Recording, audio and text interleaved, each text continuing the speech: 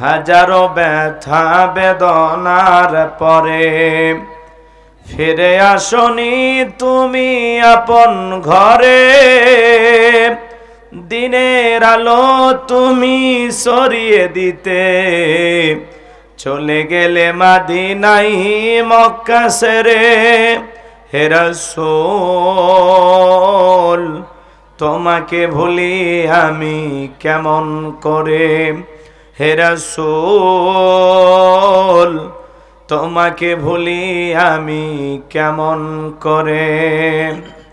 খেয়ে না খেয়ে দিন প্রচারের কাজে নিজেকে দিয়েছ তুমি বিলিয়ে। তায়েফের কাফেরেরা চিনল না এ আলো, দুষ্ট ছেলেদের পিছু দিল লেলিয়ে।